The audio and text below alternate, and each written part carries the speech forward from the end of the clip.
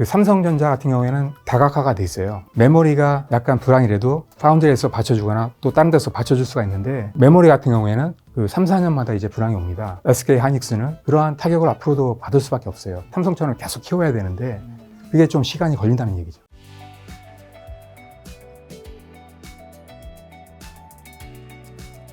자, 최근에 이제 엔비디아가 주가가 굉장히 급등을 했었고, 삼성, 이제 SK 하이닉스 주가도 요즘에 굉장히 좀 좋아 보이는데, 현재까지 주가가 좀 왜 좋았는지랑, 그 다음에 앞으로 좀 어떨지 이제 반도체 전문가의 교수님한테 한번 여쭤보고 싶습니다. 지금 삼성이 이제 얼마 전에 감산하면서부터 어느 정도 이제 저점에 왔다고 지금 판단이 들거든요. 빠르면 올해 하반기부터, 늦으면 뭐 내년 상반기가 될 수도 있는데요. 그때부터 이제 본격적으로 좋아지지 않을까라고 봅니다. 많은 전문가들도 그렇게 이제 얘기를 하고 있고요. 저도 이제 그렇게 생각을 하고 있습니다. 그 이유가 있는데요. 기본적으로 보시면 최근에 전기차가 상당히 많이 판매가 되고 있지 않습니까? 그래서 예전에 내연기관일 때는 보통 이제 한 300개 정도밖에 안 쓰였어요. 전기차로 바뀌면서 한 1000개 이상이 쓰이거든요. 그리고 또 많은 완성차 기업들이 3단계로 진입을 합니다. 자율주행이. 그렇게 되면 보통 이제 한 300개 기존에서 지금 뭐 한 3000개까지도 이제 쓸 수가 있거든요. 엄청나게 수량이 많이 늘어날 수밖에 없는 그런 상황이 되는 거죠. 그 시점이 이제 점점 다가오고 있다 이렇게 이제 보고 있거든요. 그 다음에 또 서버 시장입니다.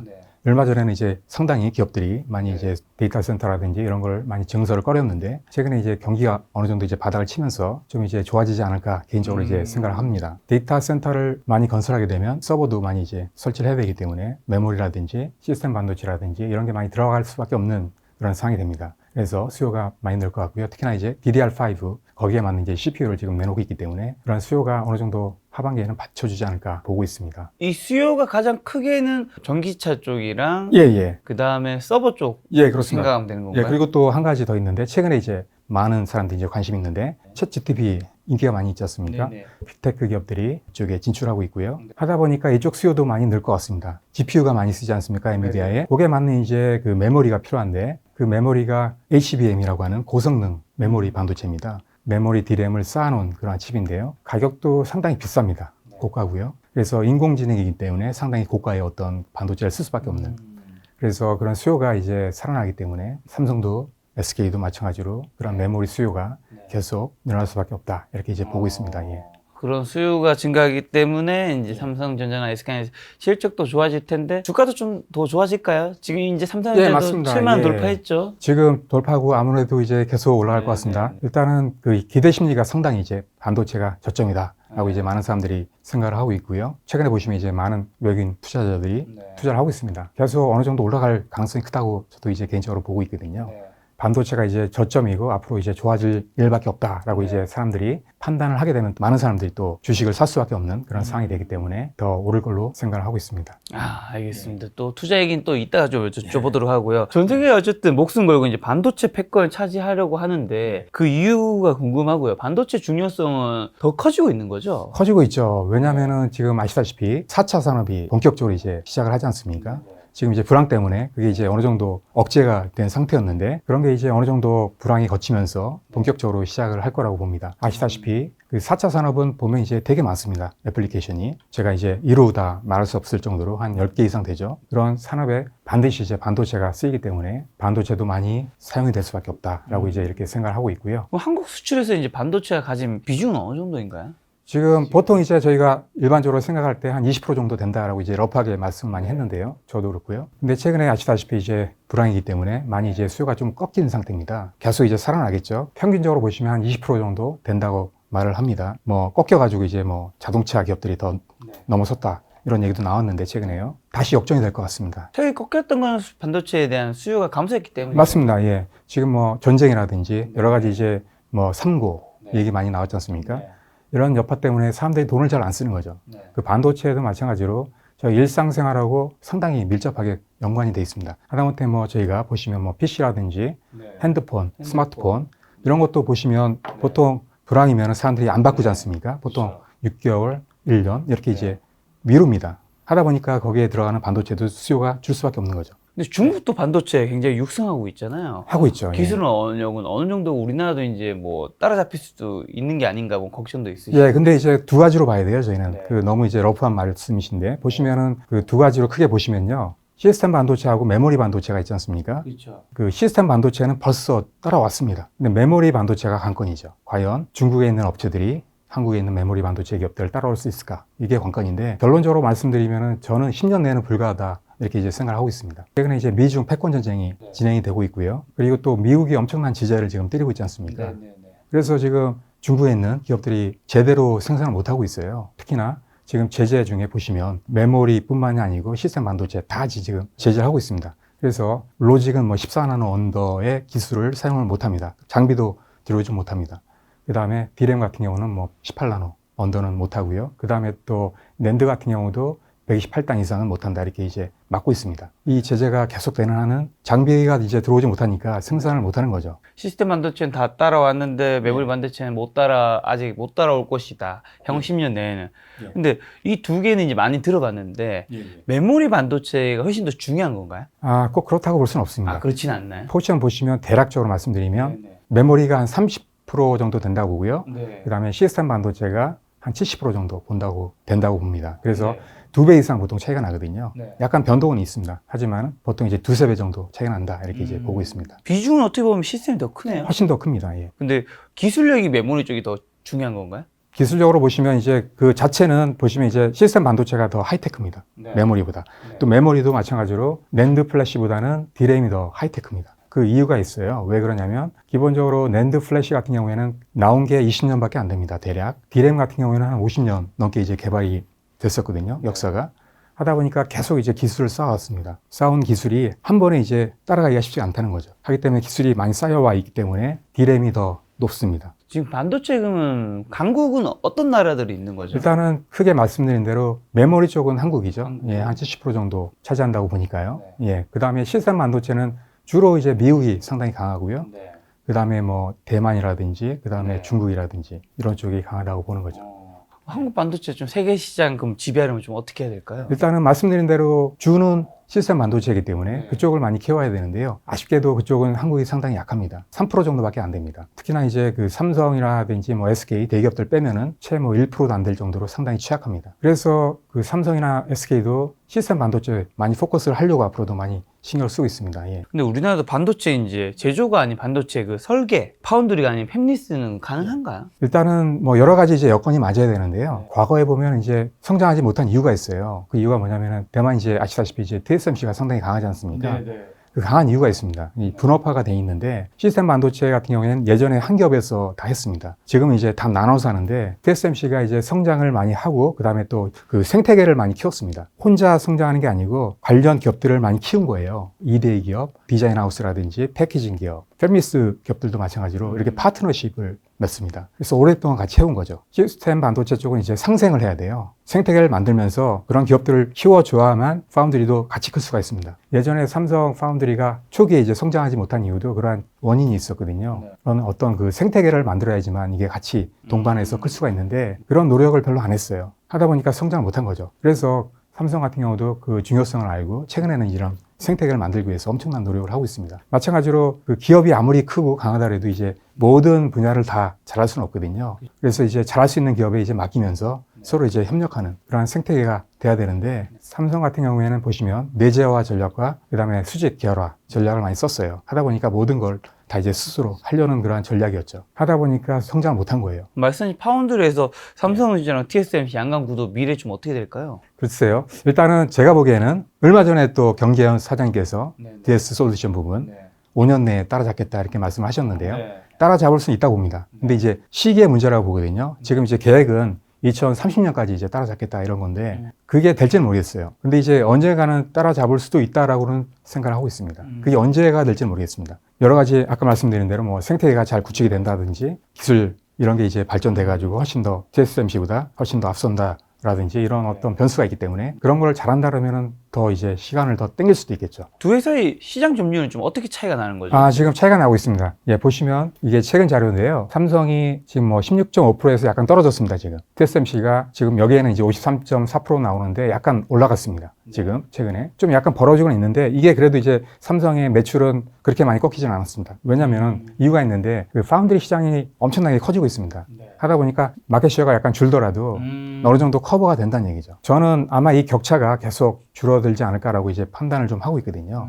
특히나 보시면 이제 여기 나와 있는 대로 2나노 공정도 지금 이제 비슷한 시기 하는데 이미 지금 삼성은 3나노 때부터 GAA 방식을 도입했지 않습니까? 그리고 최근에 보시면 상당히 수율이 좋게 나오고 있습니다. TSMC랑 비슷한 수준에 가고 있다 이렇게 이제 얘기를 하고 있는데 기술적으로도 많이 이제 앞서 가려고 하고 있고요. 중요한 게 있어요. 뭐냐면은 TSMC 같은 경우에는 아직까지 이제 핀팹 방식을 한다는 얘기예요. GAA 방식이 아닌 핀팹 방식을 하고 있어요. 2025년도 2나노 때부터 그때부터 이제 GAA 방식을 쓰는데요. 이게 기점입니다. 그 삼성 같은 경우도 이제 핀팹에서 GAA 방식으로 바꾸면서 여러 가지 이제 어려움을 겪었거든요. 어려움이 뭐냐면 이제 수율이 잘 안 나오는 문제예요. 그걸 이미 이제 어느 정도 이제 커버를 했거든요. TSMC도 마찬가지로 2나노에서 이제 GAA 방식을 도입하면서 그런 어려움을 시행착오를 겪을 수밖에 없다는 거죠. 그러면서 양산이 딜레이 된다든지 아니면 뭐 수율이 떨어진다든지 이런 문제가 분명히 생길 겁니다. 삼성이 따라잡을 수 있는 계기가 되는 거죠. 그 기간 동안. 자, 그럼 미중 반도체 분쟁과 관련해서 한국의 좀 기회와 위험 요인은 좀 어떤 게 있을까요? 그 많은 사람들이 뭐 최근에 제재 때문에 중국에 있는 삼성과 SK 하이닉스의 공장이 제대로 돌아가지 않는다 이런 불평을 많이 하고 있어요. 그렇죠. 물론 그런 것도 분명히 있습니다. 근데 제 개인적인 생각은 여러 가지 혜택도 많았다고 저는 보거든요. 오히려 더 혜택이 더 많았지 않나. 그 이유가 있어요. 왜냐하면 미국에서 중국을 제재했기 때문에 삼성이 어느 정도 기술을 격차를 어느 정도 벌릴 수 있었다고 생각을 하거든요. 그 예전에 제가 처음에 그때 한 7년 전, 6년 전 그때 많은 기업들 CEO나 아니면 임원들을 인터뷰했었습니다. 그 당시에. 그때 메모리 반도체 상당히 그때 투자를 많이 할 때인데 중국에서 분위기가 뭐였냐면 5년 내에 따라잡힌다. 이런 분위기였습니다. 근데 벌써 5년 이상이 지났는데 아직도 차이가 나거든요. 그게 왜 그렇겠습니까? 결정적인 거는 미국에서 중국에 대한 제재를 하고 있기 때문에 장비를 들여오지 못하기 때문에 지금 개발할 수 없는 상황이 되거든요.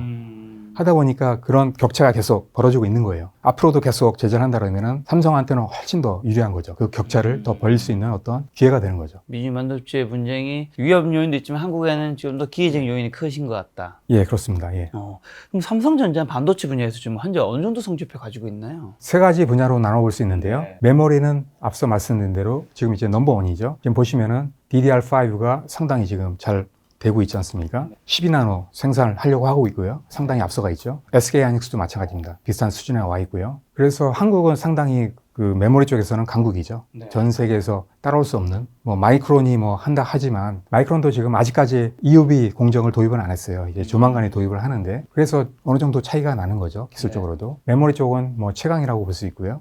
예. 그다음에 CSM 반도체 쪽 보시면 아까 말씀드린 대로 한 3% 정도밖에 하고 있지 않아요. 그래서 이 분야는 삼성도 좀 약간 취약합니다. 아직까지는. 그나마 지금 그 삼성에서도 지금 뭐 엑시노스라고 있어요. AP인데 휴대폰에 많이 들어가는 그 반도체를 상당히 적극적으로 하고 있습니다. 스마트폰에만 들어가는 게 아니고 모뎀이라든지 오토라든지 커넥트라든지 노트북이라든지 그다음에 웨어러블 이렇게 이제 다양하게 지금 애플리케이션을 확장하고 있거든요.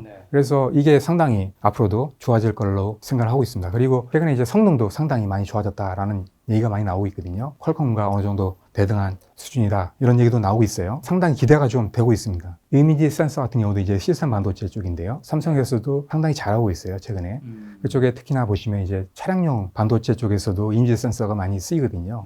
앞으로도 상당히 그쪽에도 수량이 많이 늘어날 것 같습니다. 지금 계획은 삼성에서 소니를 따라잡겠다 이렇게 이제 계획을 세우고 열심히 지금 하고 있습니다. 반도체 전문가인 교수님 입장에서 보셨을 때는 삼성자가 뭐 주가 5만 원 근처 갔을 때만 해도 이제 많은 분들이 이제 주가로 이제 그 회사를 조금 아무래도 평할 때가 많으니까 이제 삼성도 언젠가 무너지는 거 아니냐 뭐 이런 얘기 굉장히 많았는데 삼성자는 뭐 앞으로도 대한민국 1등 기업이 되고 영원할 수 있을까요? 지금 상황으로서는 그렇다고 보고 있거든요. 왜 그러냐면 그 삼성은 메모리 쪽에 강자였어요.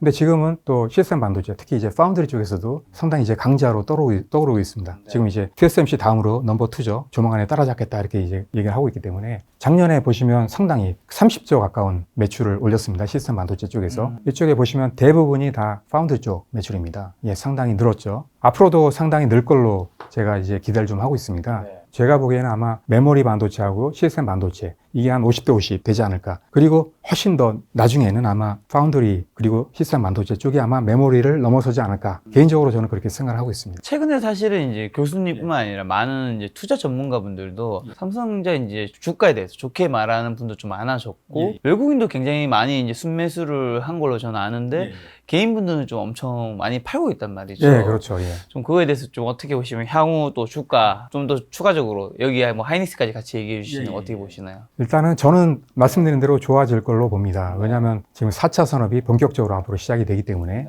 여기에 이제 반도체가 어쩔 수 없이 많이 쓰일 수밖에 없거든요. 반도체 산업은 불황에 따라서 약간 등락은 있습니다. 근데 과거에도 보시면 계속 성장해 왔습니다. 우상향 계속 하거든요. 앞으로도 아마 그렇게 계속 할 겁니다. 테크가 아닌 기업들 있지 않습니까? 이런 기업들도 보시면 테크를 다 도입을 하고 있어요. 예를 들면 뭐 식품기업이나 농업기업 이런 데도 다 푸드테크 기업, 은행도 마찬가지로 핀테크. 그래서 이렇게 테크를 접합하지 않는 기업은 아마 살아남을 수 없을 정도로 중요한 관건이 됐습니다.